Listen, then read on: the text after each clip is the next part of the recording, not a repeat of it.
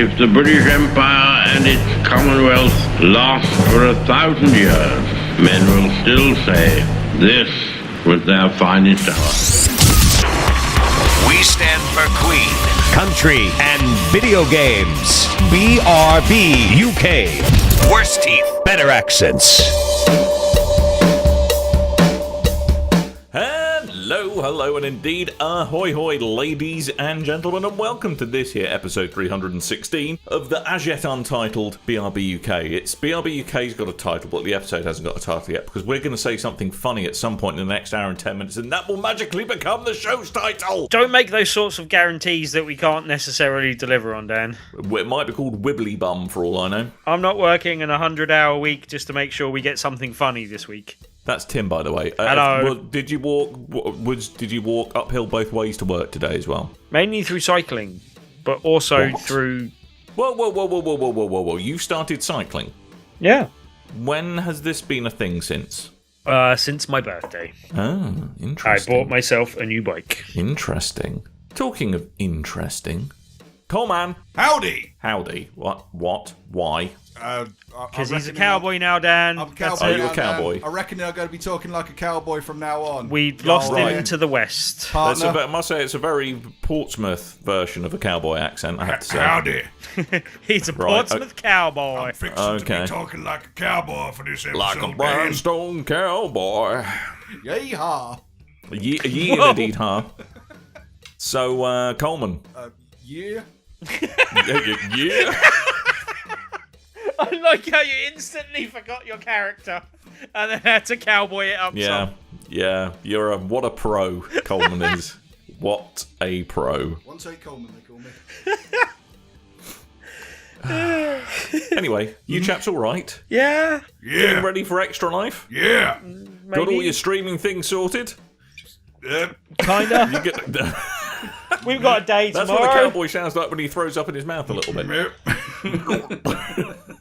I'm slightly bricking it a little bit. There's a lot of tech setup that goes into these things every year, and every year something always goes wrong like 10 minutes before the stream starts. Yep. So I'm looking forward to seeing what it is this year. At 7:30 in the morning, that's just when you want to be troubleshooting stuff yeah, as well. exactly. Yeah, because Tim, I'm sure you're really hands-on with the troubleshooting. I'm sure it's all you, nothing to do with Coleman. Yep. That's why we call him Tech Man Tim. Techman Tim. Techman Tim's part of my posse and setting up the stream for Extra Life, y'all. I just know this cowboy, quote unquote cowboy voice is just a thinly veiled excuse. Just you'd start doing wrestler impressions at some point in the next 3 minutes. Yeah. There we go. Nice. Anyway, chaps. Yeah, I'm wearing those right now. Yep. Yes, it is. That was a good subtle cowboy joke. Congratulations. The arseless chaps was slightly unnecessary, but Okay, good. I've just got this horrible image of Coleman leaving a sweaty arse print on your sofa because he's wearing nothing but crotchless chaps. It's been a week of newsy news, as always. For November, it's feeling a bit quiet, I have to say. It seems that Red Dead Redemption 2 came out and sucked all the air out the room. Yeah, all the press. They've now finished slating Rockstar for long working hours and have now gone, what a brilliant game! Let's all... Exactly, it's alright. You know that working hours thing? Turns out it's alright because they've made us a video game. One newsfeed I read today, it was something like every other story was Red Dead related, whether it was cheats or news stories related to Red Dead or walkthrough advertisements or something funny that they've clipped and put in a video, or deals on Red Dead Redemption 2, just everything that to do with Red Dead Redemption 2 all over the site. Yeah, it's kind of unavoidable at the moment. And there's also been a lot of real kind of proper first world problem people bleating on about. I've been playing Red Dead Redemption 2 on my HDR-enabled 4K TV, and something's been nagging me. I think there's a lackluster implementation of HDR. And apparently it is slightly fudging it, but that is like very high up on the list of the most ridiculous first world problems I've ever heard. Yeah, I've heard a lot of people praising it for looking absolutely fantastic and one of the best games I've ever seen myself. More detail later, but I do know one friend who has been waiting for the PC port. He said he's not buying a single console port. He's going to wait for the PC version. and the day of release went out and bought an Xbox One X. Jesus. Yeah. All right, well, Yeah. I haven't picked it up on the PS4. I will, if it ever shows up on PC, that's what I'll do. Anyway, more news. Remember that PlayStation Classic thing? It's a little PlayStation. It's a Totally original idea. Tiny Tiny PlayStation. Had to be. Of course it is. Of course it is. Tiny PlayStation. Yeah, turns out we predicted a couple of the extra games that are going to be on it. So the full lineup for UK and US has been revealed, which differs a little bit from the Japanese one, which has more RPG titles. Surprise, surprise. So, are you ready, chat? I am ready. Strap yourself in, or in your case, Coleman, put some trousers on. Chaps. Nice. Let's go. So, first up, this is in alphabetical order. We have Battle Arena Toshinden. Yes. Classic PlayStation. Yeah. Cool Borders 2. Love See, it. that I'm really glad about that. It was 2 rather than 1, but still, yeah. One of my first PlayStation games. Yeah, likewise. Well, the first one was, but yeah. Yeah. Destruction Derby. See, Destruction Derby 2 was way better. I prefer Smash It Up Slough, actually. Is what I This was prefer. one of those things where they shouldn't have put up video footage because it reminded me how bad it looks. Well, now, at the by time, modern it was really standards. good fun. I seem to know, remember and in my Destruction memory, it looks a lot better than it does now. I mean, that's the problem with, I think with this 8-bit and 16-bit stuff, you can kind of get away with it because you go, all right, it's pixel art. But now, old 3D stuff looks like really, really old 3D stuff. But anyway, it's still a fun little jaunt down memory lane. Does Destruction Derby 1 have multiplayer? Because I thought that was brought in for 2. I don't Couldn't tell you. think it Might have does. split screen, though, no? Maybe? Okay. I thought Destruction Derby 1 was link-up cable. Destruction Derby 2 was split screen. Okay, maybe. Hey, and fun fact, it was released on my 15th birthday. No, my 16th birthday. Aww. No. That was the release date of Destruction Derby. Aww. Sadly, a couple of years too late for me to tell people to eat my dust in that particular. but You were but like there the we Bart go. Simpson of your day. You really were. I am Back the in the Bart Simpson 70s. of my day. Yes. So after that, we've got Final Fantasy VII. Love it. Love Yep. it. Oh, Grand yeah, Theft I'll have Auto. another copy of that. Why not? Fifth copy. I'm surprised they had the original Grand Theft Auto. I have to say that was a nice surprise and an addition. I kind of like it. That I really like the original one, actually. Yeah. Yeah, it's Violent Micro Machines. It is. It's great. Intelligent Cube. That's Cube with a Q. Mm-hmm. I've heard that somewhere, Which but makes it I'm drawing a Quebe, blank. I suppose. Intelligent Quebe.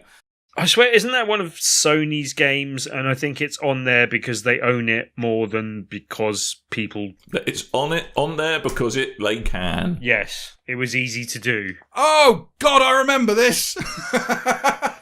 I just looked it up, sorry. Yeah, so it looks a little bit like a really cut rate version of Metal Gear Solid VR missions. No, if you no, look at it's the not. It's screenshot. not that at all. You've got. I know it's not that at all. Yeah, but you've got a platform, and there's cubes on the platform, and they raise up, and they will start going towards you, and there'll be different formations that you have to find the gap in between the cubes. You're a little man that you run in between them, and then I remember specifically at the end of each level, it will tell you your IQ score based on the pattern that you played the game in. Right. Yeah. Right. Intelligent Okay. Cube is IQ. Quebe. Quebe. Quebe. It's what I like. Intelligent Quebe. Intelligent Quebe. He is. He's the person who Kanye West is the evil twin of. Anyway, Jumping Flash. Love it. Love it. Want a VR version of that? Pleasant surprise. Metal Gear Solid. Yeah. Another version of that. Yeah. That was a why good not? one. Fifth copy of that. Mr. yeah. Driller. Yeah. No one cares about Mr. Driller, surely. Oddworld. Abe's Odyssey. Another good get. That was like, for me, that was a classic PlayStation game. Like that was really, yeah. I think this entry is hurt by the fact that there is a really good Remaster of it already. Remaster, that was given away for free for free. It was given away in PlayStation Plus. That is true. That is true. Hey, that's my favourite kind of free. Also on there we have Rayman. First Rayman 2D platformer, absolutely brilliant. Last end boss is an absolute git. There's also Resident Evil Director's Cut. Yeah. Revelations Persona. A lot of people happy about that, but yeah. Okay, Yeah, I but it's didn't play never Persona really- back in the day then, but still. Yeah, it's it's one of those things that I just think I'm probably slightly just a couple of years too old to really get the Persona thing. The next 4 games I'm all excited about, though. Okay, this so let me excite you, 4 Tim. things that might tempt me. Ridge Racer Type 4. So for me, that is the game that makes me think of PlayStation. In fact, like, a friend of mine had Ridge Racer, and that was one of the things that convinced me to get a PlayStation. And then I picked it up with Cool Borders and something else. I think can't the only remember, time I played Ridge Racer was demo discs. Yeah, I loved that game. It was so good. I can't remember the original Ridge Racer, and just at the time being completely blown away by like, holy crap, there's something sitting on my desk actually really generating these graphics. Of course, if you look at it now, it doesn't necessarily hold up so well, but at the time it was it was pretty graphically incredible. really impressive. I think Final Fantasy VII actually sold me. And it was before it came out as well. It was all the illustrations of the game rather than the game itself. And then I played a few games and went, oh yeah, I could totally do one of these consoles. And then ended up getting one. As soon as Final Fantasy was there, day one, picked that up. Now, wasn't Ridge Racer 4 the one that there was a really weird controller peripheral for it? Like a steering wheel controller-y thing? I don't remember that. I think there might have been. I might be going simple, but I want to say the word JogCon. Was it Type 4 that was... I'm not sure it was a launch game, but shortly after launch? Or was that... Is this a later in the PlayStation life cycle? Later. I think it's like late 90s. Yeah, I was thinking 2 maybe for the launch, or the one that was near launch. I'm not sure, but I think 4 was definitely later. I'm not entirely sure on that, but that was a brilliant story. I'm glad we all had that little chat. I'm really glad we had that. So am I. There's also Super Puzzle Fighter 2 Turbo. Yay! Love it. Have another copy of that. Yeah, that will still play well and be fine. That's good. Siphon Filter. Yay! Filter, that was a great surprise. Mm-hmm. Didn't think they'd pull that one out, but that's good. No Siphon Filter 2, but Siphon Filter, that's all right. It's still not bad. Yep. Don't be looking at gift horse in the mouth. There's also Tekken 3. Tekken 3! Do you know what? I wish we had Gone. Tekken 2 instead of Tekken 3, because Tekken 2, it runs a lot faster than Tekken 3. Yeah. But at the same time... Tekken 3 had all the cool modes. Yeah, Tekken 3 has gone, and they have never been able to add Gon back into the game because of licensing reasons. But if that's like Tekken 3, actual Tekken 3 as it is, I can get down with playing that again. You would hit that right up. I would hit that right up. I would Tekken hit Volleyball, but Tekken Bowl. Tim. Stop touching yourself. No. Gon was very good at volleyball, despite being a small dinosaur thing. I think the only problem I have with this is I will miss being able to plug in an action replay and mixing all the character sets to different characters. Because when you're playing Ogre with the fighting style of Gon, it's hilarious. What else have we got? We've also got, and this might not show its age particularly well, Tom Clancy's Rainbow Six. Yeah, I don't remember the original Rainbow Six. I remember friends playing it. I didn't pick it up myself. Okay, I remember the Rainbow Six Las Vegas stuff. So Xbox 360. Yeah, imagine that, but far uglier. Yeah, I can't remember it back on the PlayStation. I think I played it back in the day. I just don't remember what it was like. Twisted Metal, scary clown facey faces. Again, Twisted Metal 2 way better than Twisted Metal 1. Yeah. And finally, it's a bit along the Western theme, Coleman, that you are desperately trying to stick to with your strange sweaty arse hanging out of your trousers. It's Wild Arms. How wild are those arms, Dan? They're so wild that he doesn't even wash the hands connected to those arms after going to the toilet. That's how wild they are. Sorry, I asked you that question and then instantly didn't care about your answer. I do apologise. But yeah, Wild Arms is a game that I've heard a lot of people talk about, and some with reverence, and I don't remember what it is. Is it the 2D platformer cartoony shmup thing? No, I think it's a 2D JRPG that's in a Western theme. I'm mixing it up for something else. Yeah, I remember what it is. I don't. It's an RPG. It's an anime-style RPG. Repug. Repug. Yeah. Is it Repug? Yeah. Not for me. No. What's missing? What is missing? What do you want added to this? I know what you want added. I want Buster Groove, I want Vib Ribbon. Oh, Bust a God. Move Do you know- 2 as well, while we're But busting things. VibRibbon, I thought VibRibbon, they only recently released it in the West. Or, no, it was in the States, wasn't it? Yeah, it was. It didn't come out in the States. It came out in the UK and Europe. Right, yes. Yeah, I mean, a lot of people pointed out that Gran Turismo is missing from this collection. But Yeah, I that's a think good point.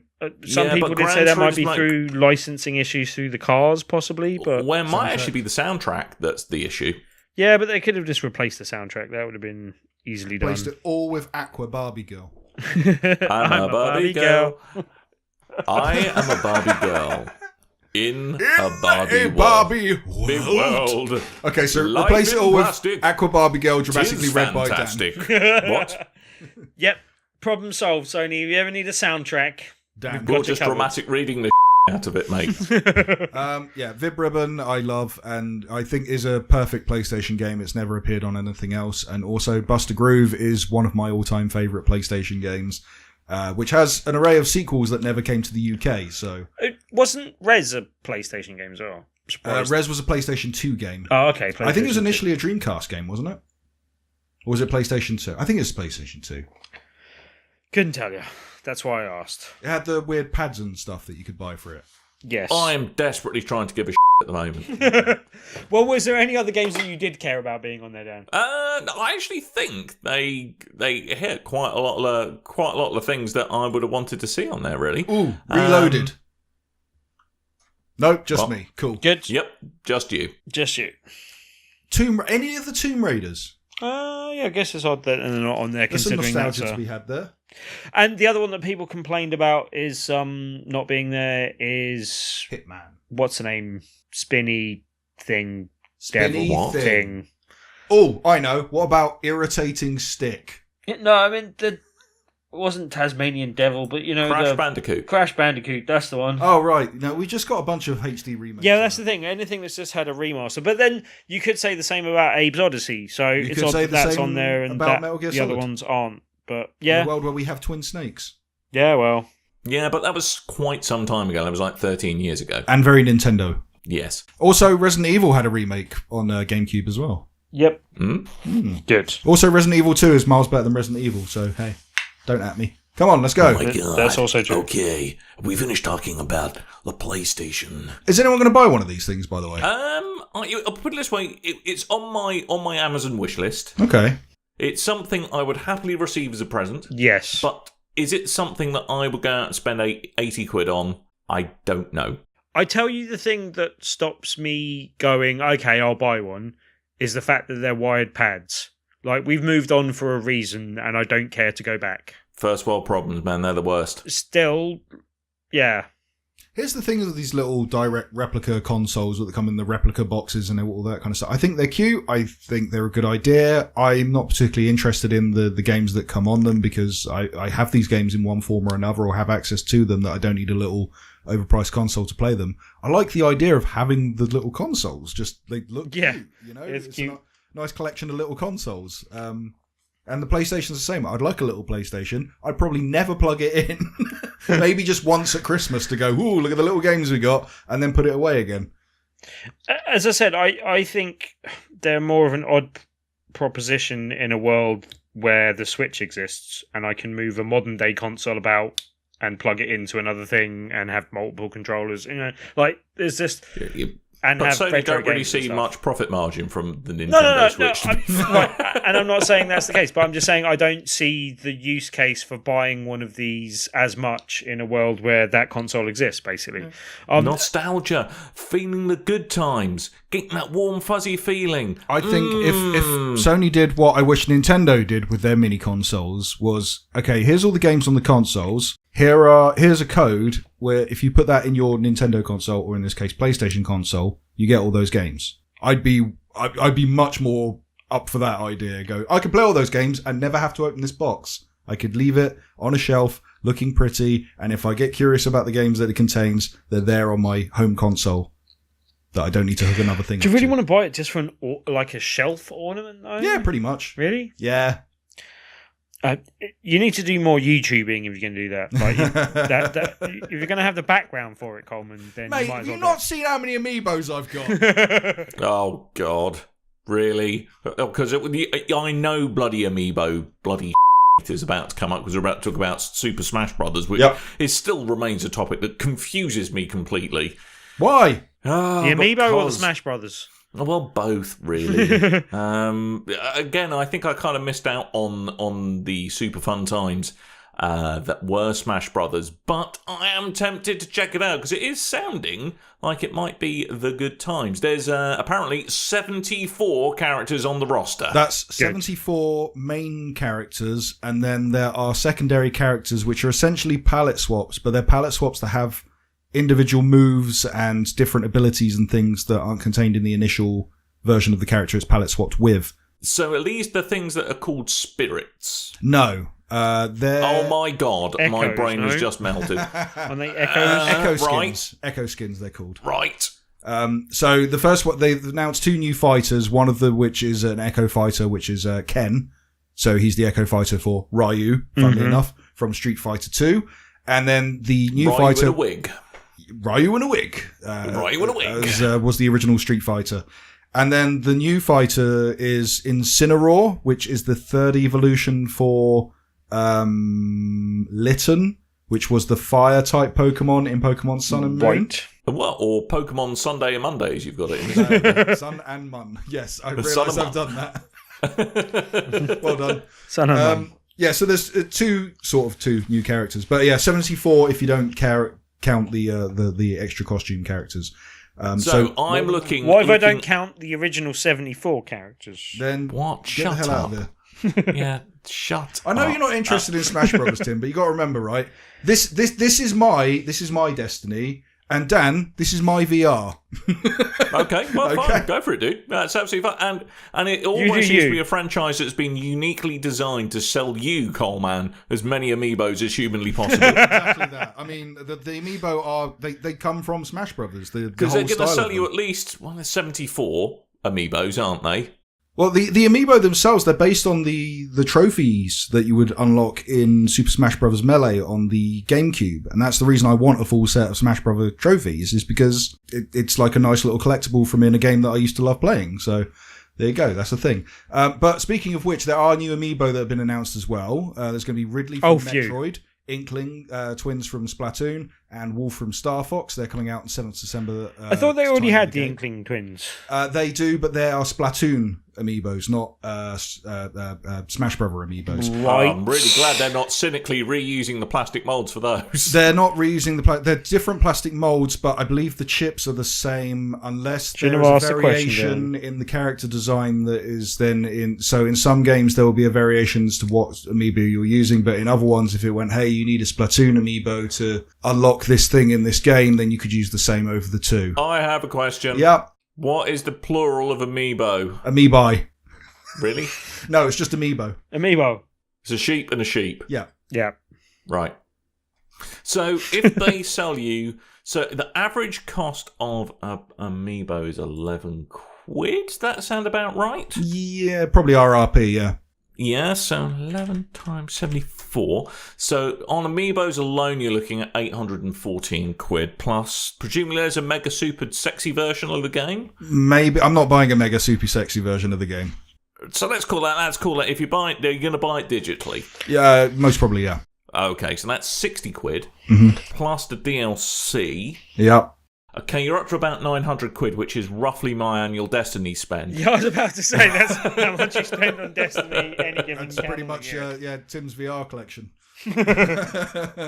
So, we're all as bad yeah. as each other. Yep, just I with know. different But things. I've got an age-old Rock Band DLC habit to throw on top of that, so there you go. We've also got Wolf from Star Fox, and they're all coming out on the 7th December in time with the game. On the 15th of February, there's King K. Rool, which is one of the new characters who's from Donkey Kong.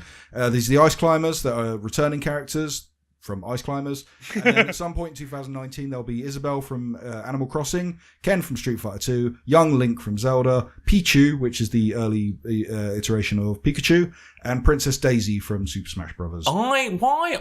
They are missing such an opportunity here that why the hell isn't Tom Nook from Animal Crossing in this. And what his special power is that he just makes you so miserable with adult crap like mortgages. Oh, no.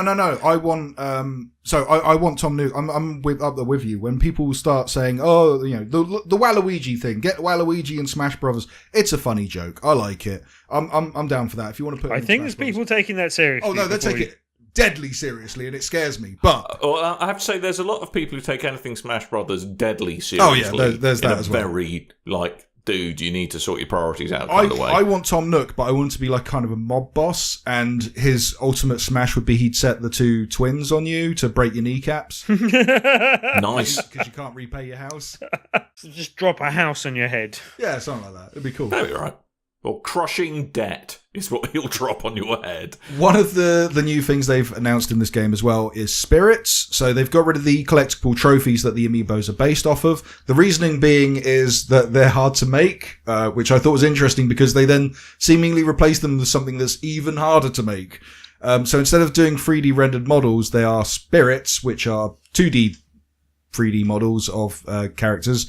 And these characters have all this system that's based in there that grant you with new moves and abilities and XP boosts and things that you equip to your characters. And there's different levels of these spirits.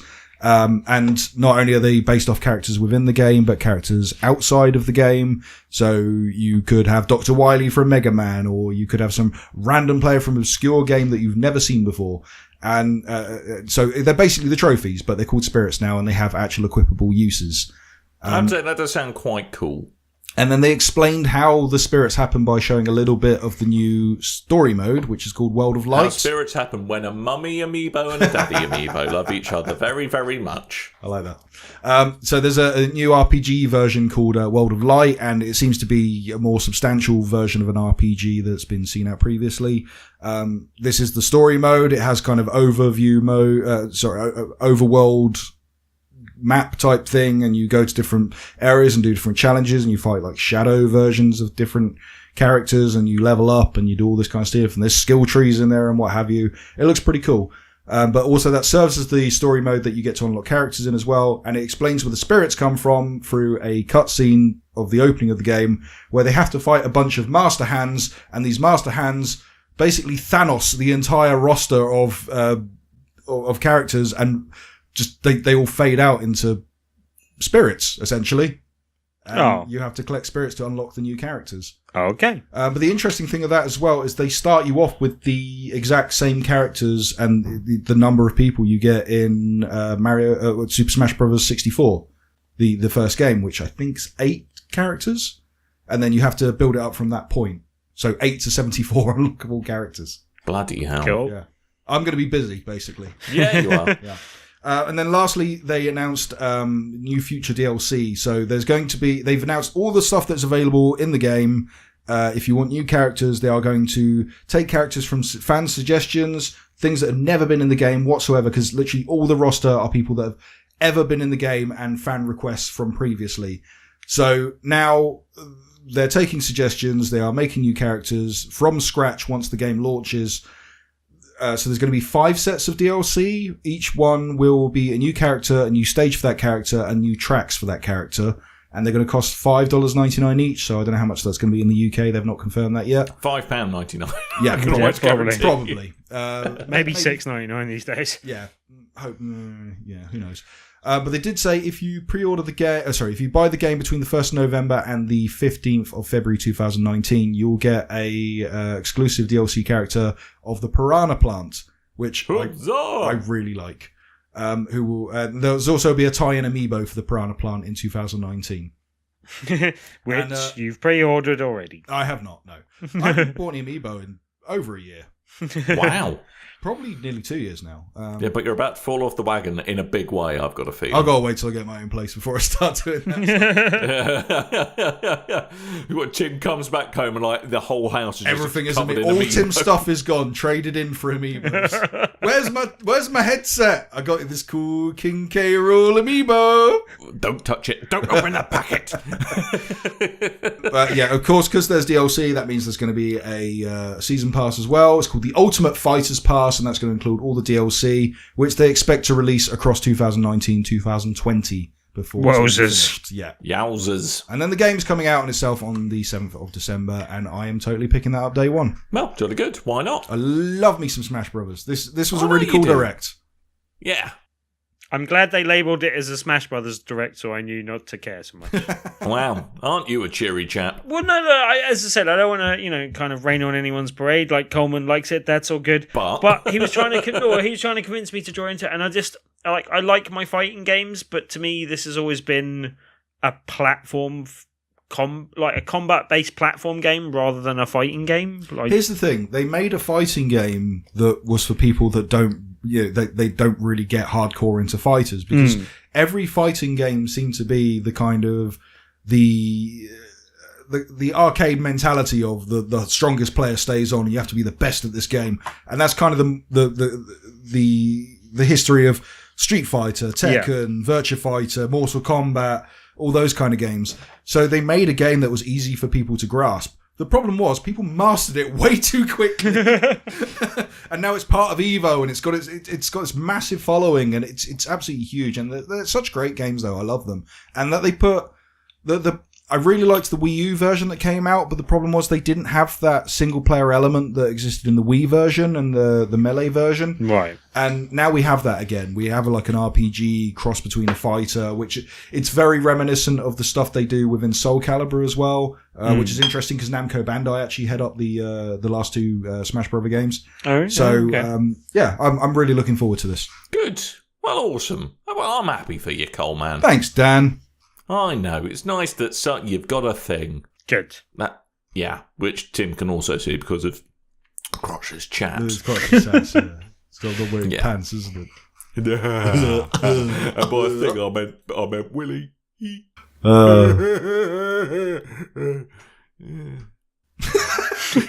Come on, Dan. Come. Okay. Got some news. Right. We can do this.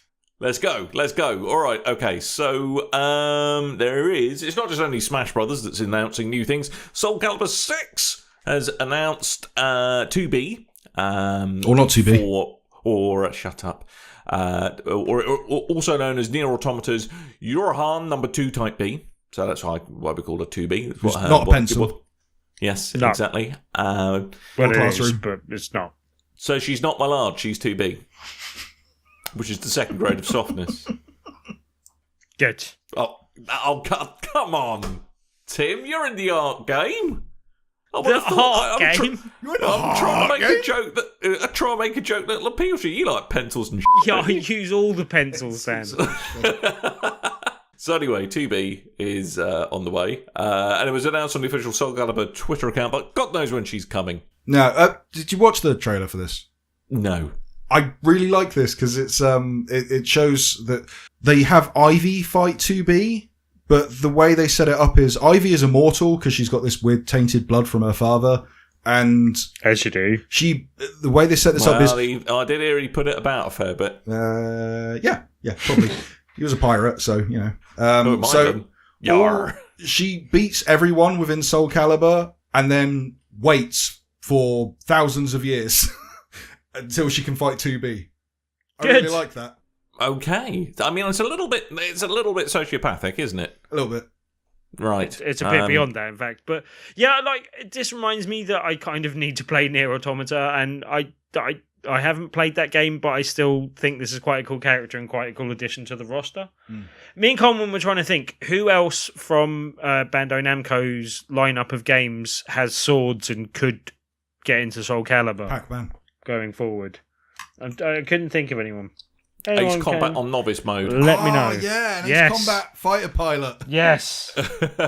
I'm now looking through. Oh, Dig Dug, he's kind of got Spade. Dig Dug. Dig Dug yes. has a spade, you are right. So he could be in there. He could By be like Jove, Shovel you Knight. might be onto something. I think I might be. Splatterhouse, obviously. Well, that's more of a bat. They don't seem to dip into their anime side of things, generally. What about Geralt from Witcher? He's already in there, Knickers. Well, I guess it's time to partner with other companies.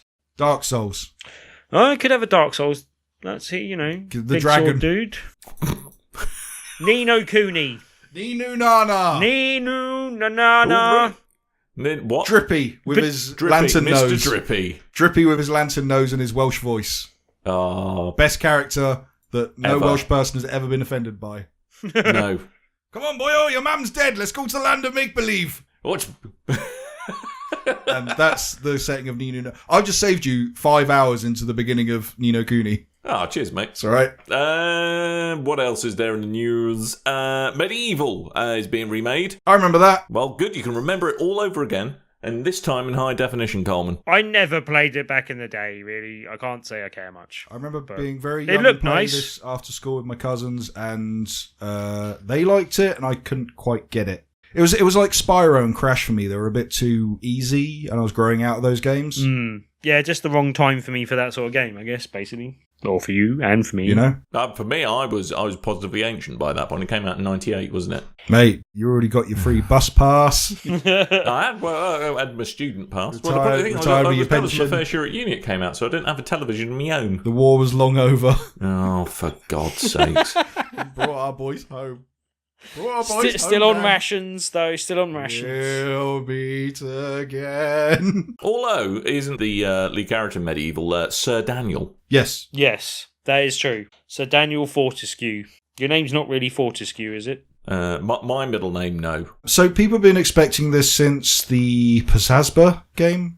Well, expecting it since they announced it, really. Well, but- no, when PlayStation All-Stars Battle Royale was a thing. And they Battle announced Royale. Sir Daniel back With on the cheese. PS3. People were, and there was a lot of PS1, PS2 remakes coming out around that point. Mm-hmm. They thought MediEvil was a sure thing. And we They didn't were get wrong. one until Now. Tokyo Game Show last year when they announced that, well, they showed a teaser and then all went quiet. And then on Halloween, we got one. And Yay!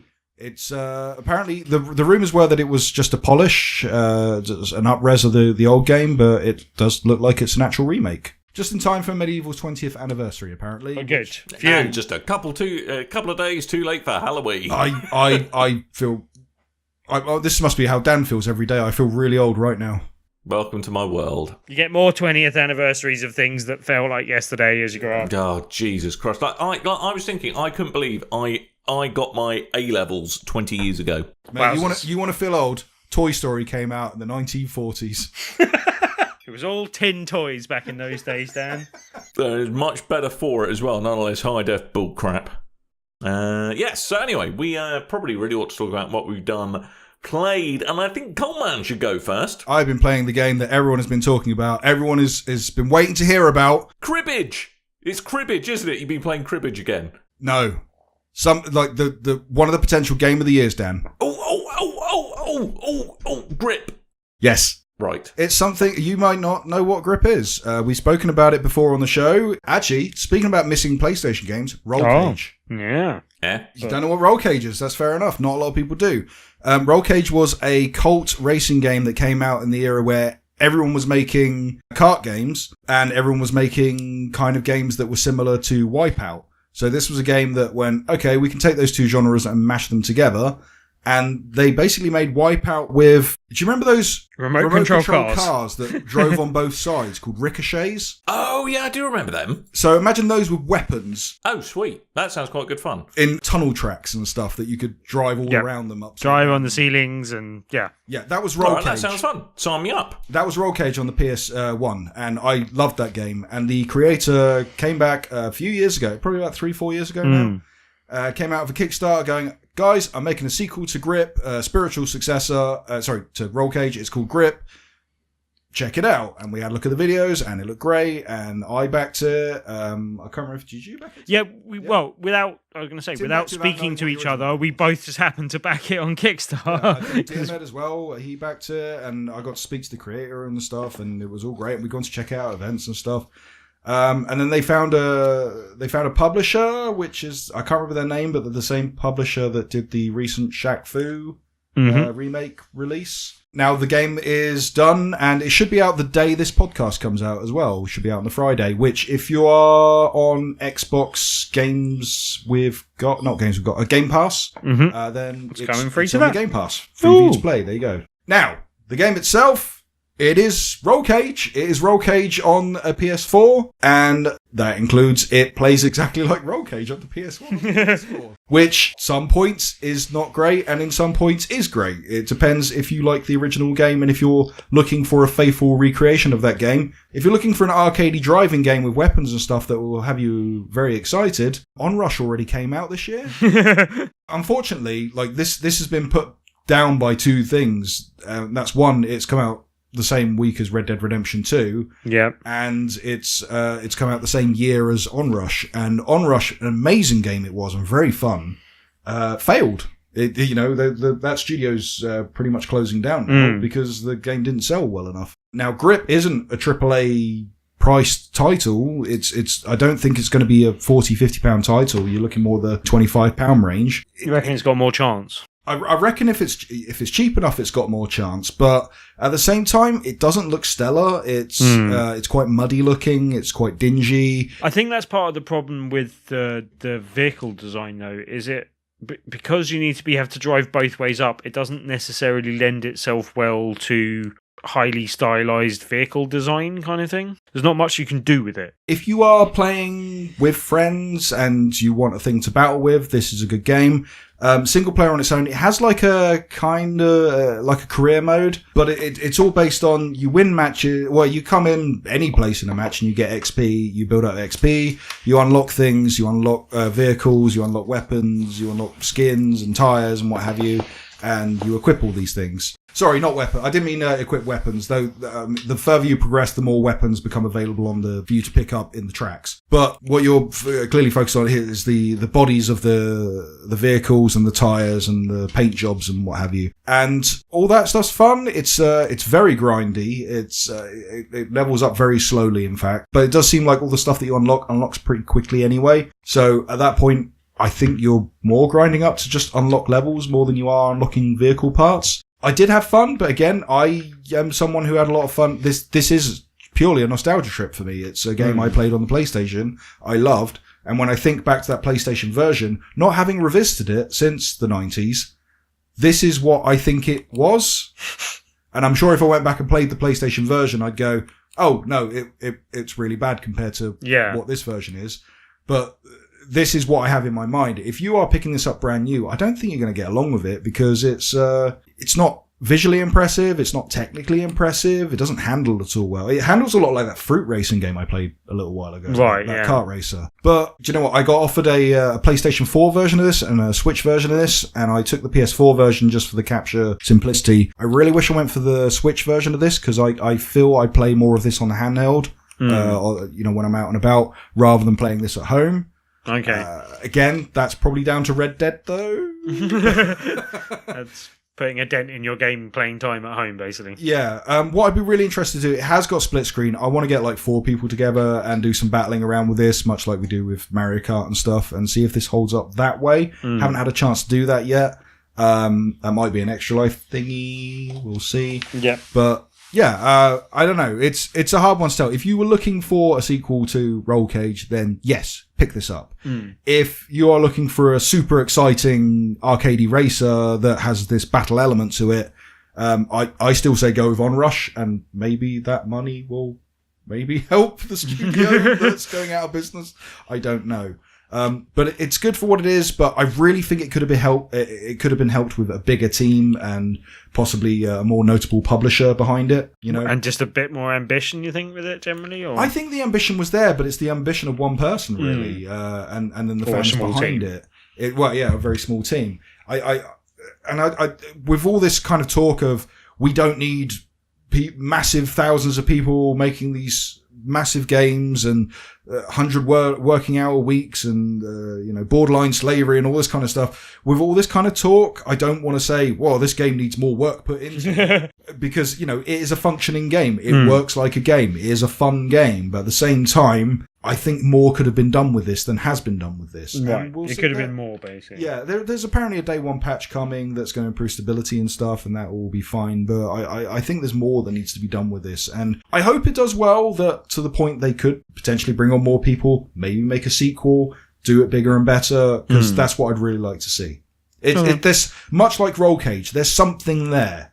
It's just not been realised yet. Fair enough. Yeah, I still might pick it up on sale on the Switch, I think, by what you're saying there. I'm thinking of double dipping on the Switch just because I think it's going to be more of a fun thing on the Switch than it is on the PlayStation, just for the portability factor. Well, I'm glad there's no other big games you've been playing to talk about, Coleman, because we can... No, none at all. We're alluding to the fact that you're a man who doesn't like to wear trousers, exists solely on a diet of baked beans. Coleman, yeah, you're a cowboy. Talk me through the life of a cowboy. Mate, if you thought me saying howdy is annoying in this episode, when the first game came out, my housemate, he didn't understand why I was picking up this cowboy game. He went upstairs to his bedroom, and when he came downstairs, I went to a fancy dress shop, and I dressed as a cowboy to play Red Dead Redemption. And he came down, what? What are you doing? I'm a cowboy, innit? And I played in a cowboy outfit all day. So there you go. Really? Mate. Really? Did you have little guns that shoot caps and stuff? No, it was like hat, badge, waistcoat. Oh, yeah, the badge. Oh, And yeah, the because without waistcoat. that, it's not official, is it? It was the point where plaid had came back in, so I was wearing the shirt anyway. So Right, so to celebrate Red Dead 2, you've just been going crotchless chaps, just because it's cheaper, and presumably you have them on hand. unfortunately, when the first game came out, I had days to dedicate to it, like straight before I went back to work. This time, it's released in a very awkward time where I think the day it came out was on holiday or coming back from holiday and then back to work and all over the place. So I've not got to play as much as I'd like to. But yeah, Red Dead Redemption 2 is out. I've picked it up. I absolutely love it. It's a gorgeous game. You've heard all the stuff everywhere. It's getting all these top marks. It's brilliant, and everyone should go play it. Do you know what made me laugh? There was even one. I think they were French. They gave the score they gave was 21 out. I think it was Je something. There we go. It's French. Je something. Act 2 Je. I don't know. They gave it 21 out of 20 because they know how maths works. Okay. Good. I gave it 10 out of ouais. Yeah. Gave it boeuf out of je ne sais quoi. I get it Jacques Chirac out of cul-de-sac. You gave it Jacques Chirac out of cul-de-sac. Yeah. Is it High like straight praise. out? That sounds like a very French version of straight out. We of are Compton. skipping around this game as in all this. We are. entirely. Let's get on it. Let's get on this. So you're going to hear two different versions of how this game works out in interviews and in reviews and articles and stuff. And it seems to be the general consensus is this is an amazing game to sink loads of time into, and it's very immersive. And I hate using the word immersive because it gets overused in video games and it's like a taboo word now. But if you were ever to use the word immersive in a video game, this is the one. The other side of that is if you are powering through this game, it is long and it is boring. And when you do power through it, it doesn't really make sense. And that those two are both accurate representations. This is a game that is not made to power through. And if you do power through, you will have fun, but you'll get annoyed with certain mechanics in the game. If you are taking your time and playing at your own pace, you will really enjoy this game. And that's what I'm doing. Usually when a game like this comes out, I will power through the story as much as I can because I want to keep up with the conversation. I want to talk about it on the show. I want to talk to other friends that are playing the game and keep up with them and have the water cooler moments. But with this, as soon as the game starts, it's this very slow and did you didn't play Red Dead Redemption 1, did you, Tim? I know. I played it up to, and I just got to. No, didn't your Xbox? Yeah, Red I just ring? got to Mexico when my Xbox red ringed, and I Right. couldn't be asked to start the game again. Basically, But you completed it, didn't you? I saw both endings. Well, I saw the first ending and the second ending. The first game, you are John Marsden, and you're a former outlaw that used to ride with this gang, and you are brought back. You're caught by the Bureau of Investigation before they're the FBI, and you have to hunt down your former gang members, and that's the game, basically. This game is a prequel to that, where you are a completely different character that is a member of the gang that you are hunting down as John Marsden, which John Marsden is a member of that gang, and you basically ride with that gang. And the way the game starts off is you're in snow, and you're on the run from the law, or bounty hunters, or it's not really made clear what you're on the run from, just on the run from someone. And this job that you've been on has gone wrong, and everyone's miserable, and they're out of money and out of food, and they're cold, and everyone's just miserable. And then you have to set up camp, and then you've got to kind of go off, and you learn to hunt, and you try to find you find if there's any people near you where you can make acquaintances and find out the nearest town and go set up camp out of the snow. And it's just this long crawling grind to get to the first part of the game where everything isn't just a kick in the dick. And that's the first hour and a half, 2 hours of the game. That almost sounds like the start of Hateful Eight. Yeah, a little bit. Yeah, I was thinking that with the snow, especially. My girlfriend's actually she's playing this a lot more than me, and she had no interest in this, but because her brother's playing it, she went, "Oh, I should get into this song and talk to him about it." And she's telling me stuff that I haven't even got to. She's way into this game. There's a lot of similarities to the Hateful Eight. Yeah, that's kind of Rockstar's thing. They kind of chop things out of movies and stick them into games. But yeah, with this, it's kind of that thing where people go, "Oh, do you know what? Final Fantasy 13 is really good. Once you got past the tutorial, that's 24 hours long." Yeah, it's like that, but it's like, yeah, this game picks up once you've played an hour and a half, 2 hours of the game, and that's much more palatable, I think. Yeah. But it's very off-putting if you're not after that and you want the Grand Theft Auto, bang, bang, bang, run, run, run, fast action. Because in some ways, I think that's why, just think back to the original Red Dead Redemption, that people had a bit of a disconnect because they very much associate Rockstar with Grand Theft Auto and was expecting it to essentially be Grand Theft Torso. Yeah, Grand Theft Horsey, that's what we called it. Yeah. Mm-hmm. So, but yeah, I mean, I think actually, once you kind of, by the sounds of it, once you get out of that mindset and just treat it as its own thing rather than assuming it's going to be like Grand Theft Auto, this sounds quite an incredible experience. Yeah, and it is, and it's a gorgeous game, and it's a very immersive experience. I'm looking forward to the quality of life updates. Oh, mate, the quality of life updates. No, they'll be in the online only. But the point I was trying to make is I'm not rushing into this game. This is a game that I am forcing myself to go. I mean, for one, time is not on my side, but when it is, I'm not going this game and go, right, next mission. I'm going around, I'm doing all the side missions, I'm playing this game how I want to, and there's a morality system in this game, and it doesn't seem like it is a straight A to B, good, bad morality. You kill someone, you're bad. You help someone, you're good. Simple. But the way that plays out, it's a very gradual progression, and it affects the world around you. If you're very good, you get discounts at stores. People are friendlier to you. People are more willing to help you. If you're bad, steal from stores. Who the hell cares? Kill more people. Get more bounties on your head. You get more notoriety. There's all this kind of stuff. But and then you're trying to. The way I'm playing especially is I'm trying to balance this world into the way I think my character would be. So my character, he is a criminal, but at the same time he has a moral compass. So he goes into town, he tries to lay low, he tries to associate himself with the people around him, he does good deeds around him, but then he's looking for more like the big bank jobs or trying to rip off the oil baron or something, someone who's got money to lose, kind of like a Robin Hood type character. But then sometimes the game, it's got that Rockstar jank that I like to think of, where, if you run as a character, where you tap in the X button in Grand Theft Auto or something, and then you stop, and then half a second later they stop. Right. It's got that, and it can be hilarious at times.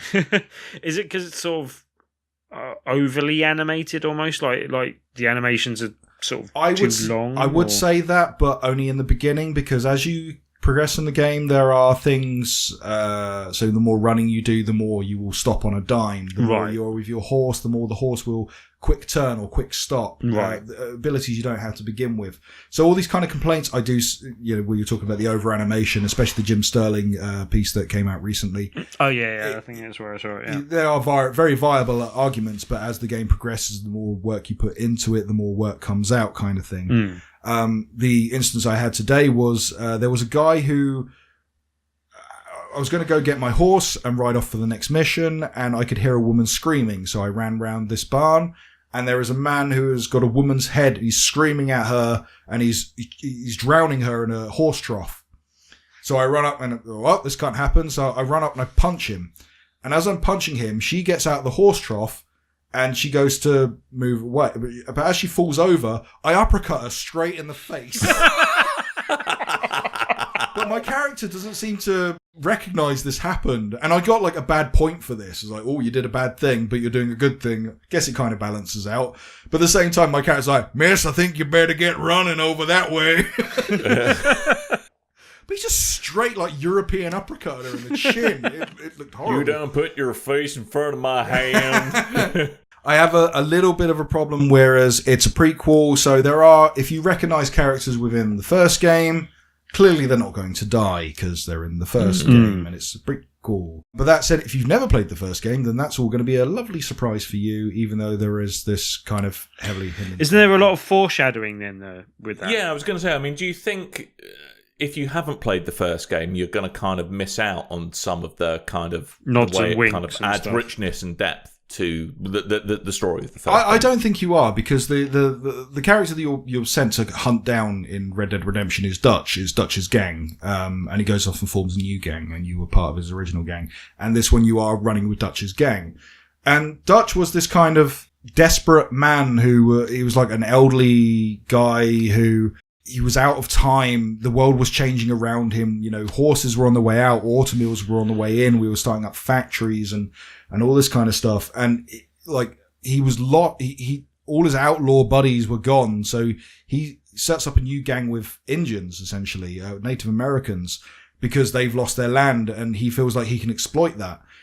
So with this one, it's none of that. He's not the desperation anymore. You see him in his element. He's more confident. He's like a Deadwood character, actually. A lot of this has similarities to Deadwood, I found. But he's more grandiose, big speeches, and you kind of get a sense of he's the man that he used to be, compared to the shell of the man that he is in the later game. And a lot of it feels like that. I don't think you're missing out if you haven't played the first game, because it is that different, even though it is in parallel, you know? Okay. I hope that made sense. Yeah, it sounds I think interesting. so. I'm curious about, like, because I do want to play the game at some point. I'm not in a massive rush to do so, kind of thing, and I've got other things to play at the moment. Yeah, I know it's not your game, Tim, because it requires time. Well, yeah, there's that as You're well. the worst person for that.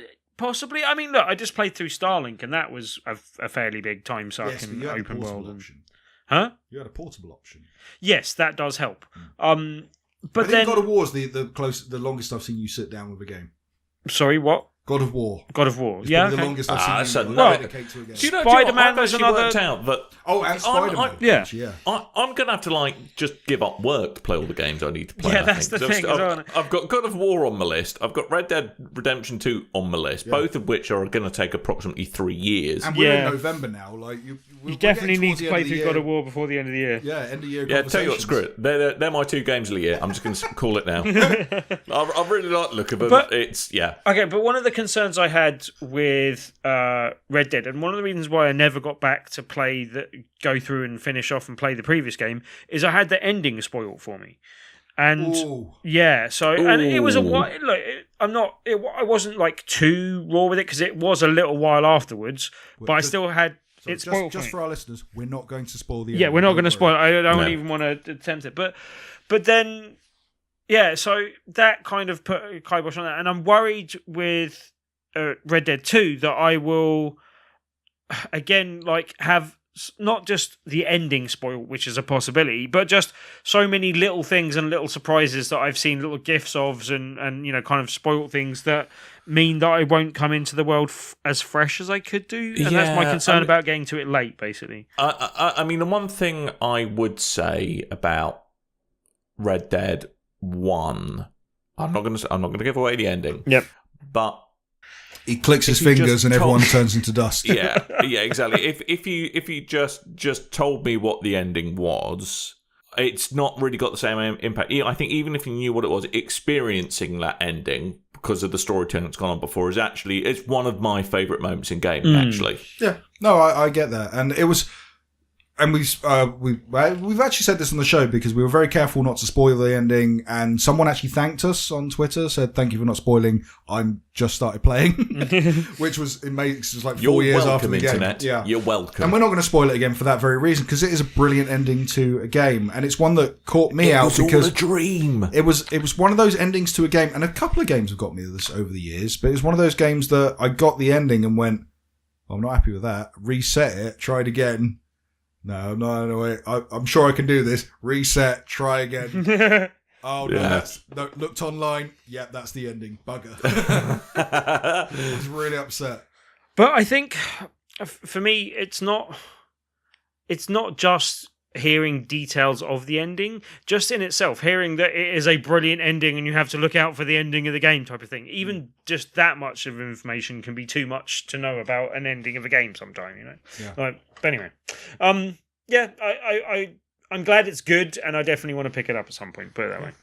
I recommend it. I get the criticisms to people saying there's an overabundance of trying to make this immersive world, and there's things like they've ruined. They're taken away the systems of you've got this pelt. You take you've got an animal. Yeah, I heard that. You take the pelt to the store. Now you've got to find like an animal of a certain grade of quality of Yeah. fur. Then you skin the animal. Well, then you take the animal back to camp. Then you skin the animal. And you take the pelt. But to the all camp. of that, I get all that stuff, but I really like it at the same time. yeah, I was going to say all of that sounded like more involved and more in depth. And if that's something that puts you off, I can understand why that might annoy you, because it's adding levels of depth where there wasn't levels of depth before. But at the same time, it's realistic levels of depth that actually add depth to the gameplay, or well, from what I can, just from watching other people and kind of experience, that's what it feels like to me. I that's not something that's put me off the game, put it that way.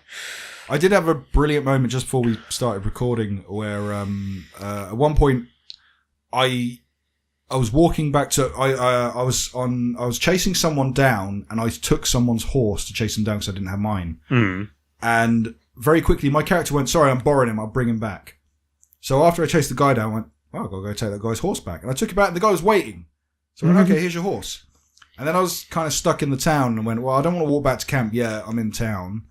So I decided to sort my character out. I got him some new clothes. I gave him a bath. You can look after them, make sure they don't smell and stuff. Because that's the thing. If your character smells and he looks like hideous with long hair and big beards and stuff. Oh, I kind of just think I'd rock that look. Oh, man. Oh, you can Do keep... people throw things at you because you smell? Well, they just avoid you. They run away from you. 'Cause you're Excellent. Good. The scary person. Don't want to stand downwind. That's how I roll in every day-to-day life. That's what I shall continue to do and pretend cowboy me. You can get a dead carcass and put it on the back of your horse and just leave it there until it rots.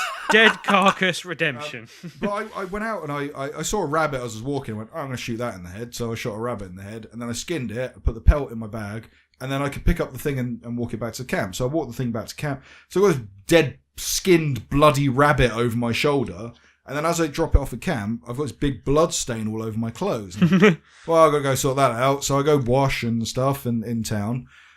And then I go to start the next mission, and it's a bar fight. And the next thing I know, I'm thrown out of a window, and I'm fighting in the rain and mud. I went, I just washed him! Come on! Oh my I've lost God. my hat, I'm caked in You mud. are the most pathetic. Sorry, you Blood are all a over his pathetic face. cowboy. Look at the You state are a of them pathetic trousers. Cowboy. You've been sliding on your knees again, haven't you? See, this is why he's not wearing Jesus. trousers for the podcast, because they're drying. Yeah, It's like me mum nice. telling me off at a wedding reception. Look at them trousers. You've been sliding again, haven't you? You've been out fighting cowboys again, haven't you, to Coleman? Aye. Does sound pretty awesome, I have to say. Unfortunately, it looks like it's not going to slow down in price anytime soon because it's. Okay, so turns out being a cowboy quite good fun. I recommend it. Not being a cowboy or Red Dead Redemption 2. I'm fixing to recommend that you be getting yourself a copy of Red Dead Redemption, boy. You want to be going down the road, getting shooting some varmints in the face? Oh, nice. Nicely done. Very good. Right. Well, Tim, it sounds like you've been let loose on the streets of London again, though. Yes, someone let me out of the house again. Right. Don't you own your own house? Inadvisable, I know, but still. So you actually, all you're saying there is that you worked out how doors work. Yes. You worked out how doors work, and next thing you knew, you're at MCM London. Every time he figures this out, it's amazing. He's It's brilliant. Whoa! I did actually go for both the Saturday and Sunday. Couldn't make it for the Friday, which is usually the kind of press day. But yeah, I managed to get a press pass and pop along to MCM. And I kind of went along more the Saturday to do an interview, which, to be honest, was a bit of a washout just because, it was a tight time frame and things ran over and then couldn't run over again. But anyway, I did go and try and interview Nolan North and Richard McGonigal. Ooh. Which, yeah, I'd seen talks with Nolan North before, and he come across as a really nice guy, and clearly, like, one of those people that's very passionate about being a voice actor as well, which I kind of like to see. You like someone that and he has had a fair degree of success at being a voice actor. But this was one of those things where it's kind of nice to see that someone is very nice and very passionate about what they're doing, and it kind of it's always made me like grateful of seeing him be even more successful going forward, sort of thing. And yeah, as I said, we didn't get much time to kind of do it. I didn't get to ask a question, which wasn't great, but generally in the short time that they were there, both came across as really nice guys. I thought it was an interesting pairing. If anyone doesn't know, and I think I may have butchered his surname when I said it before, I think it's Richard McGonnell or McGonagall. I'm not sure which are the pronunciations, but basically for anyone that doesn't know, he's actually probably more recognizable between the two of them as a more well-known Hollywood actor. He's been in some, well-known films and stuff. But the pair of them together were particularly, kind of stood out to me because they were... Why am I spacing on the name of the man? Nathan Drake. Yeah, Nathan Drake and Sully, basically. Yeah. But so the pair of them together, and seeing them together, I hadn't kind of seen before, and that was really nice. Richard was also really nice, really personable. They came across. They didn't have much time with them, and so we didn't get too much information that I can kind of draw from. But generally, in that short amount of time, they came across really nice. I did manage to stop them for a quick selfie as well, and I had a quick chat with Richard as well. And yeah, just you can tell that, and I think they even kind of mentioned the fact that this is one of the best jobs they've ever had. It's one that they hold in really high regard, and they know each other from that as well. And they seemed like, they were very good friends that, obviously become friends over the years of doing that, but still stayed quite friendly. My only slight annoyance was that I didn't get to ask the question that I wanted to ask, which was, do you plan on working with each other again, basically? Which I think was a nice way of saying, hey, any more Uncharted games or anything else interesting that they might be working on together? But yeah, I didn't get to ask that, unfortunately. It was a shame. But yeah, it was nice to kind of just have the opportunity to chat with them briefly and kind of get to sit in on some questions and stuff like that.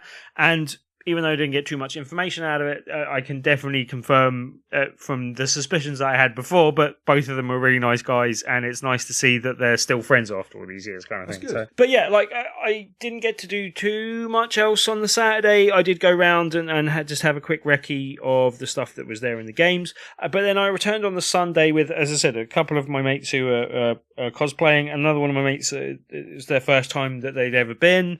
And generally I did something that I'd never done before, which I've been Flash going to... No, Flash Richard McGonagall. Really not. It's basically, I've been going to MCM and been covering it for the podcast for a good few years now, and it's something where I've gone on various different days, and I've always tried to do as much as I can for the interview side of stuff and make sure I'm seeing particular games and all that type of stuff. So I've never just gone and attended the event and just gone round with other people that hadn't been there before, or other people that just normally kind of go and cosplay and stuff. And that was just a really nice experience, just walking around without the pressure of having to get somewhere at a certain time or do stuff like that. And I've always I got to the point where I could have gone off and done some interview stuff and played a few more games, and I very deliberately didn't do that just to have what I regard as what most people's experience should be from this kind of event, and therefore gives me a better perspective on that. Though the downside to me doing that is I spent a bit too much money. I found too many cool things walking around, t-shirts and a few pictures and a few other bits and bobs, comics. I dug up quite a few rare Punisher comics, which I was quite happy with. And yeah, it was just really nice to kind of have that experience and go round, and there was some awesome statues and stuff there this year. I took quite a few photos. They're all up on my Instagram if you want to see that. But yeah, it's something where, as I said, I've been going for a few years, and it's something where I've seen this expand. They've got the 2 full halls, and it really feels like it's quite a lot to try and get done in one day. I did, as I said, play some video games. Nintendo were well represented there, but one of the main things that they were showing off of stuff that I hadn't played was Mario Party, and I didn't really spend much time on that, basically. They had the Fortnite section, as we've noted they had, but it was kind of they had their full-on Nintendo representation there and had quite a big stand. I was glad to see, from my perspective, PSVR was another thing that that Sony were focusing on again. Oh, I heard they had Ace Combat in PSVR. Yes, they did. I'll come on to that in a second. Well, that was they did have that on the Sony stand, but I think they only had one setup. But they had various different games they were showing on the Sony stand. I'd played all the things I'd wanted to play before, so again, like I didn't actually play any of that stuff. Apart from, I did take some time to play Ace Combat because they were showing off a different level than we had played. Unfortunately, they were doing really tight time demos on it. It was only like 5 minutes. Okay. But it was interesting because I got to see a bit of stuff that we hadn't seen before. I think in the level that I played in VR previously, you just took off from an aircraft carrier, I think it was. Yeah. And in this, it was much more kind of, you're taxiing around an airport as lots of stuff's going on. I think. Do you mean the first playthrough? Because you did a playthrough where you had to take off. I'll come to that in a minute. Oh, okay. But basically, yeah, there's a whole like runway section, and you're kind of taxiing onto the runway, and the base that you're on is being attacked at that time. So there's lots of like planes being shot down. There's like a massive bomber that comes in over your head and crashes into the ground, and it's all kind of a hectic scene. And there's fighters in the air that are shooting at you while you're trying to take off, basically. So it's all kind of, like a melee of stuff that's going on. Now, you get to a bit and you're like, right, cool. I've been, slowly taxiing around and I'm nicely at the end of this runway. Like, let's take off. Oh, there's a plane coming into land and it's going to get in the way. And I was like, okay, I want to know if this is just a cutscene or if this is something where I can actually crash. And I know this sounds like an excuse, but I very deliberately crashed into the plane to see if it was possible. I'm like, okay, that's possible, cool. That's what I do every time I crash. Yeah, and deliberately every time. But then, I very deliberately didn't try and avoid it and tried everything that I could to steer into it. And I was like, okay, you can crash. Expecting that to then start me at the end of the runway again. Nope. Right at the beginning of the level. So I was like, oh, okay. And the only thing was, it was a cool introduction, but it takes a bit of time. And so in my 5-minute demo, I basically got to do that twice. And on the second run through, didn't get to try and take off again to actually miss the plane so that I could actually take off. So I got 0 time in the air. This would have really pleased the Ace Combat fans from our videos. It was even worse. Also, just for the record, though, the instructions did advise that the first time that you're playing the game, that you do not play in the Pro controls. But, hey. For me, it's more evidence. I don't care, even if it's just a few missions. The VR for that is going to be, for me, the way to play the game, basically. Yes. And I'm not saying I won't play the game outside of it, but I will have less interest in the levels that are outside of VR, put it that way. The one thing from this little demo, though, is, I hadn't really seen how much in the way they were setting it up in kind of putting it in story and introducing you to the universe. And from the level that I played before, you were literally just taking off. I think they gave you a bit of like audio introduction type thing. But this was good to see that they're not only adding a kind of cinematic kind of bit of detail to it, but that it's something that is, I think that is possibly why they decided to limit the levels, because they're adding more kind of cinematic flair to those levels that will work really well in VR, basically.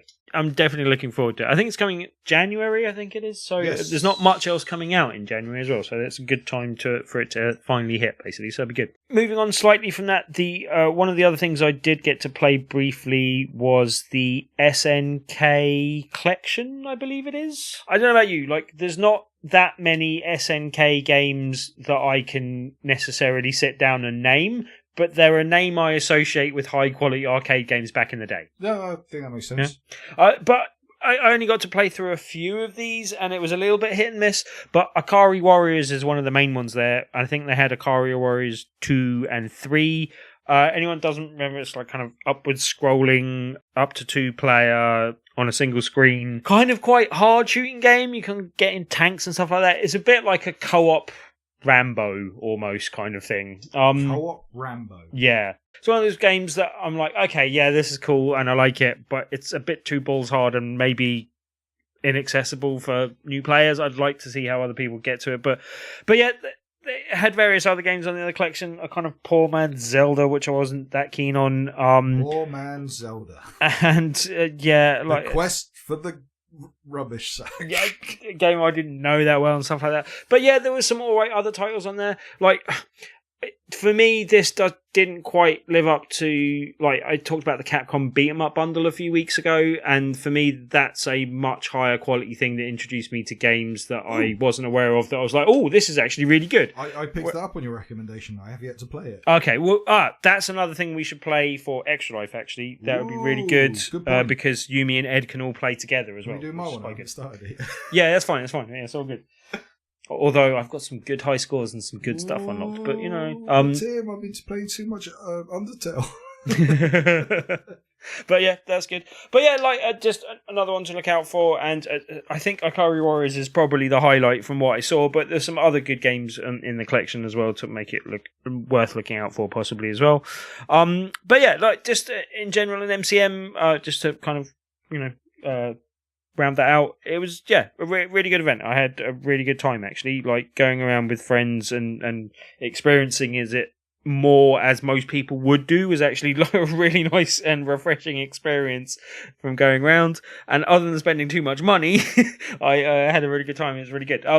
But yeah, like thank you very much for inviting me down, MCM. It's always a good event generally, and they kind of seem to have really hit their stride and really know what they're doing with the event these days. So as well, okay. So that's good to see. But yeah, thanks a lot.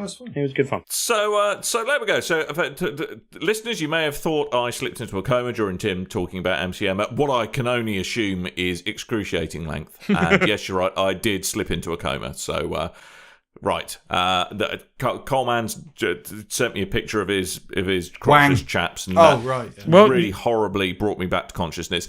It was like the visual equivalent of smelling salts. That's all I'm going to say. Good. It just made me snap right the hell awake. It was quite frankly disgusting. That was a really long line of introduction, but thanks. It really, really was. But no, so talking of things that actually, are worth talking about, I suppose. 11/11 Memories Retold. So they've got some DLC coming up. Well, yeah, I just one thing I realised I forgot to mention that I thought was worthy of shining a light on again, as we talked about last week. 11/11 Memories Retold, the kind of World War I based game by Aardman Animation. But yeah, one thing I forgot to mention is that they'd already announced that there will be some DLC for the game, but that part of the profits, at least from that, are going to Warchild, which is obviously a good thing for it to be doing as well. And on that note as well, my sister is doing a gig this month, I believe, for Warchild with profits going to Warchild as well. So I will put up a link to that in the podcast as well, basically. I have seen Tim's sister live. Yeah. I can vouch. She is good performer. Yeah.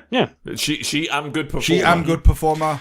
Very good songs and some fun stuff too, and some other people in the sort of gig that they're doing in honour of Warchild as well. So yeah, good thing to see anyway. Great. Oh, fantastic. No, that's awesome. And it's an internet place people can go to find out more about your sister's gig. I will put up links to both in the show notes, and I'll also be retweeting both things when time comes as well, basically. So that means now, off the top of my head, if anyone ever goes, hey, what bands have ever done gigs for in effort of Warchild, I can say Tim's sister and you too. But my sister's never annoyed people by giving away an album free on iTunes and forcing you to download it. So basically what we're saying here is my sister is better than you two. Better than Bono. Yes. Yeah, better than Bono. Yeah.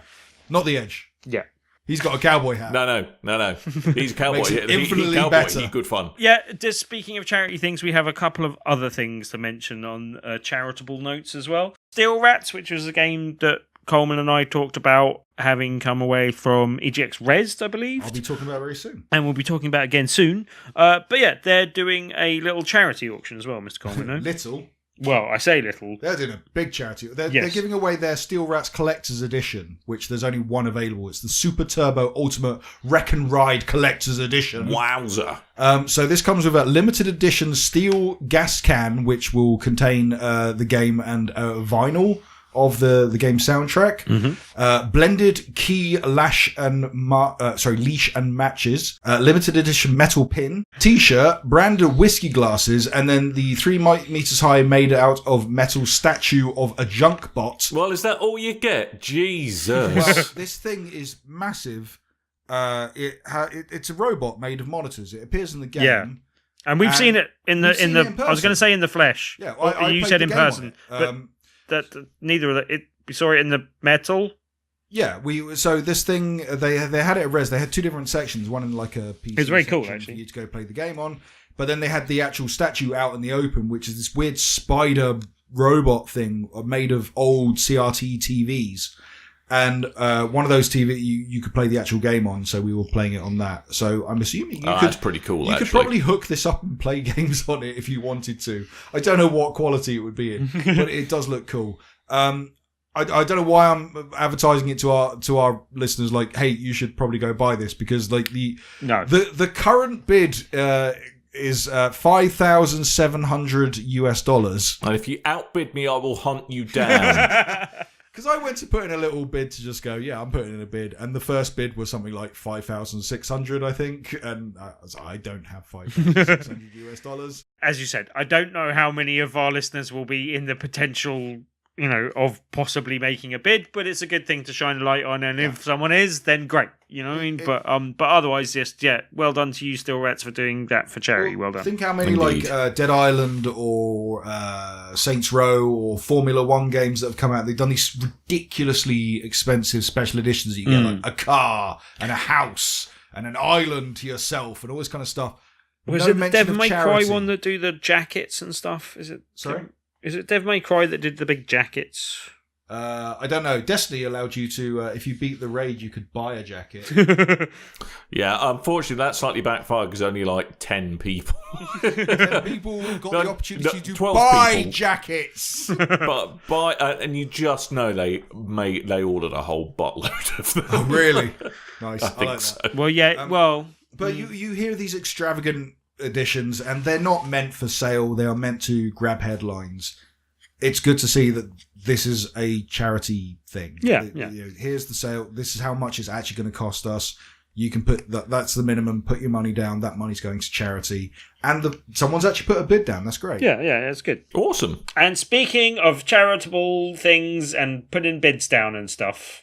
Yes, you should do all of those things. Yes. And you should do those things for Extra Life. And you should do those things for Extra Life for us. In fact, yes. I have to say there's been a number of very, very kind people. So we spoke last week giving more detail into what we're doing. Dan and Kev and some others are going to be doing the normal Forza van racing. Oh, I need to unlock my van. I need to do that. Yeah, you do. If Tim remembers to buy a transit van between now and Saturday and do it up in the right paint colours.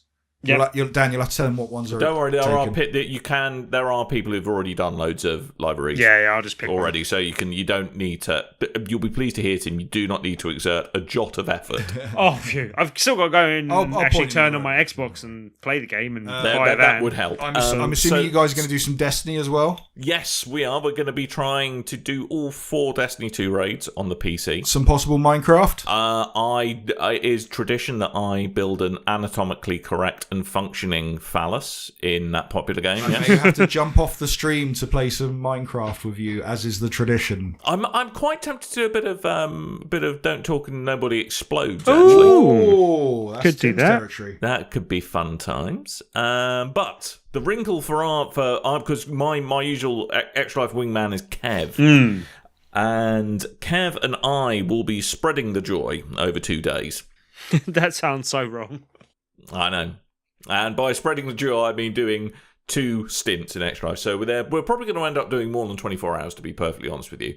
But it is going to be split over 2 days. But before I hear you say, Dan, that is a wussy approach. Dan, that is a wussy approach, and you hate children. Yep. Yeah, well, thanks, Coleman. I'm always glad that you remind everyone of that fact.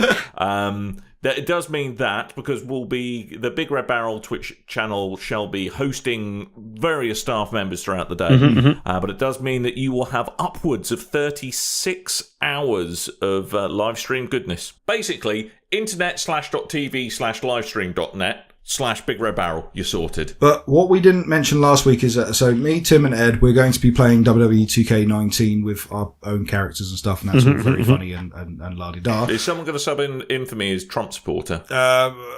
Baked Bean Face Dan Gibbons, I believe it was. Oh, yeah. That's what you requested. That's what you requested. That's what you get. Oh, yeah. But also, we've got an array of fighting games to go through, and then a bunch of other games that we can throw in on top of that if we get bored of fighting games. Which There's one game that's not a fighting game that I definitely like. It's top of my pile of shame, and I want to make sure I finish Detroit at some point in the 24 hours. Detroit? Yeah. Oh my god. Still have. I'm Jesus. right near the end of the game. I just need to do the end of it at some We point. can't so do that with Ed, because Ed is like Dan with Detroit. Oh, He's God. a David. hopefully I can Cage do that just hater. before he comes round. But that it should will be only okay. it will only spell one of the endings. I'll get that in early in the morning. That might. All right, I'll tell you what. That might be the warm up before Ed gets. Yeah, here. I'm also going to take a VR break at some point to play a few VR games. Definitely going to be playing Tetris Effect demo, which is out in VR and non-VR and only available until the game comes out. So download that this week sometime if you're interested, because that is fantastic so far. So the big thing that I'm trying to mention before Tim turns this into a VR talk is we're giving away prizes. Yes, we have some awesome prizes to give away. We are going to give away. You're trying to gazump me and Kev. We are. I'm sorry. We're going to give away prizes to those that support us. Basically, We do have some video games to give away, some copies of Call of Cthulhu kindly supplied, and we've got t-shirts. some We've got t-shirts, prizes Soul that Calibur money stuff. can't buy, Yeah. and money can buy. Well, yeah, we're also going to have a very expensive post office bill, but still, it's for the kids. So come and get for the your kids. prizes, and not mailing we will kids. sort that out. So make sure you find out all the details on BigRedBarrel.com. Links to all the channels will be there, and we'll be tweeting like crazy people throughout the day. Yes. So, yes. Tim, very quickly, Tuesday is a Tuesday. Tuesday is a Tuesday, but this Tuesday is slightly unusual because, for one, I'm not there this Tuesday, and for two, I don't have a game to announce yet. Just that they're slightly up in the air. Someone else, Alex will be hosting it this week, and she will be announcing the game nearer the time, so look out for the details on BigRedBarrel.com and also on our meetup group, which is Tabletop Tuesday.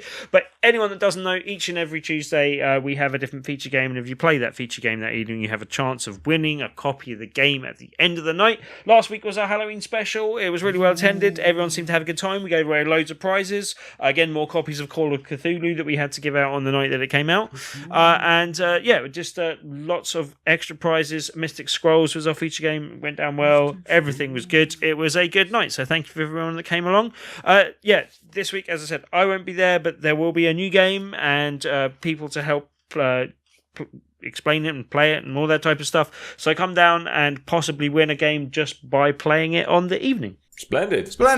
But before we go, because we do have to go, we're just going to do some quick shout-outs. From the forums, I would like to say thank you to Ricardo Kirkebone. From Twitter, I'd like to thank Jax O'Lantern. Hi, Jackson. Thank you on YouTube to 1805 Games. Sort your uppercase and lowercases out, please. And Henry Martinez, who said lovely things about us. Yeah, cheers. Thank you. Lovely, thanks. You're the best. You're the best around. No, you're the best. Never Nobody ever get you down. That's it. That's a show. We got to go because we got to get some sleep in before Extra Life. Yeah. Because it's gonna be many hours of goodness. I mean, I've got to edit this, but whatever. You guys sleep. So that's your lot, ladies and gentlemen. Thank you ever so much for listening, and we will probably be back next week, all being well.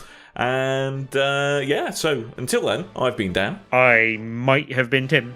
Well, I've been Coleman, mighty fine, howdy, do. Yep. Thanks, partner. Coleman might have been a cowboy. Yahoo! Well, Jesus.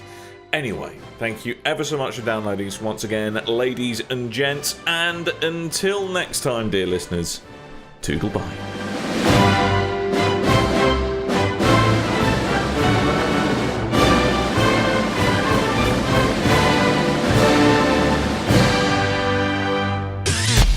You and your ears are quite welcome. For the podcasting goodness that you just heard. Why not roll on over To BigRedBarrel.com. for more podcasts? News, reviews, and videos from the biggest, reddest site on the internet. BigRedBarrel.com.